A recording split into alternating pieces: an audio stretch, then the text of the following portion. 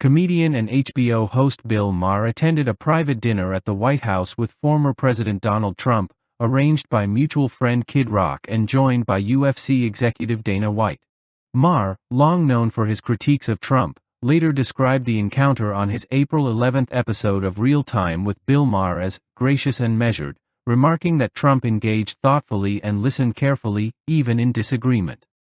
I've had so many conversations with prominent people who are much less connected, people who don't look you in the eye, people who don't really listen because they just want to get to their next thing, people whose response to things you say just doesn't track like, what? None of that with him. And he mostly steered the conversation to, what do you think about this? I know, your mind is blown, so is mine. There were so many moments when I hit him with a joke or contradicted something and no problem.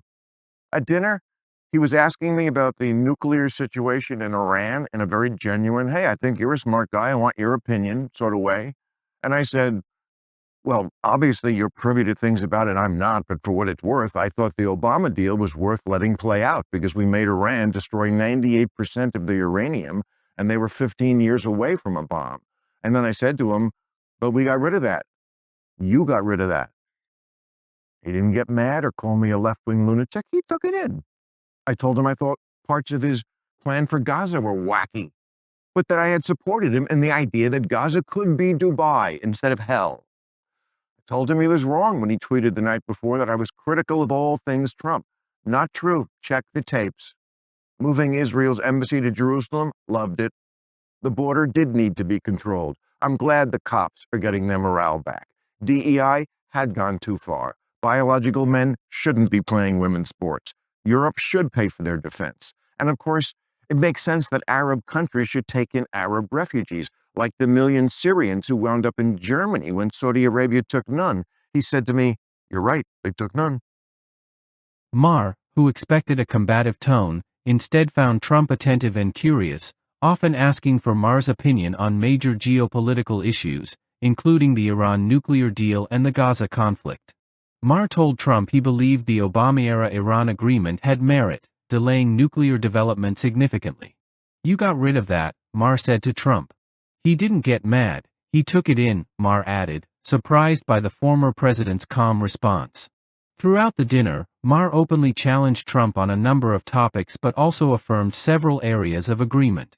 He expressed support for moving the U.S. Embassy to Jerusalem, border enforcement, rolling back DEI policies, and curbing biological males competing in women's sports.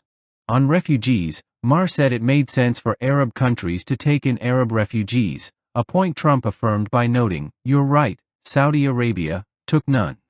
The discussion included moments of levity, with Trump laughing and even signing a list of 60 insults Maher's team compiled. According to Maher, the interaction stood in contrast to Democratic leaders, whom he described as less present and emotionally evasive. People who don't look you in the eye, none of that was him, Maher said of Trump. Media coverage has spotlighted this unexpected rapport as a model for civil dialogue across ideological lines, with Maher's reassessment signaling a possible shift in tone within political discourse. However, critics such as Keith Olbermann have accused Maher of ulterior motives, suggesting his praise may have been career-driven. Maher dismissed those claims, asserting, "That's just the truth about his experience." The dinner has reignited debate over media portrayals of Trump and the moral obligation to engage authentically, even with political adversaries. The interaction serves as a case study in dialogue, offering a counter-narrative to the combative tone typically dominating American politics.